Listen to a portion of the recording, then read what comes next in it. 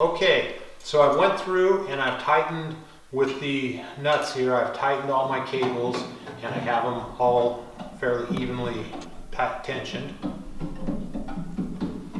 So now we're ready to do the crimping process. So I'll come around here and just like we talked about, we left these little buttons in here to crimp these cables off. As you see, on each one of them's got one. So the kit comes with a crimping tool like this, a big crimping tool, and one side of it is flat and the other side has some indentations. So the flat side goes up against your post, and it's either the front or the second one are the same crimping hole, so you can use either one, whichever one works best. You just open this. Be very careful around this area here. This will pinch you severely.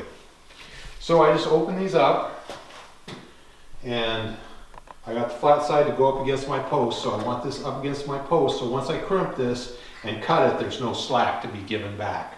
So we want to do that. So I just put that in there and start slowly closing, making sure I'm on there. Make sure I'm up against the post with my little swage button, and then I go ahead and crimp it.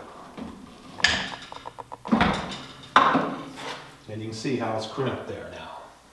And I just go through and do all of them. You don't have to do any specific order on these.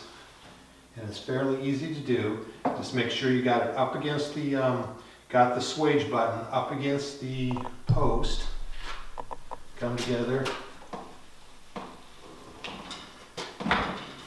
And crimp it. It's that easy.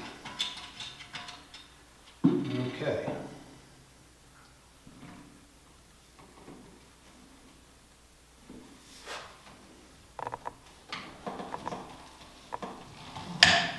As I say, the big thing here is making sure when you crimp this, you have this button up against this post so we don't lose any slack.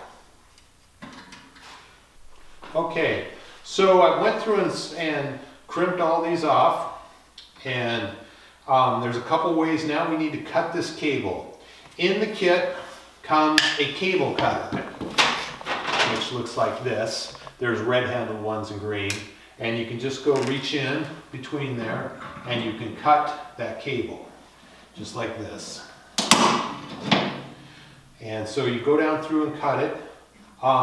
You can use a peanut grinder with a cutting wheel if you feel comfortable doing that. Always wear safety glasses and ear protection when you're doing that.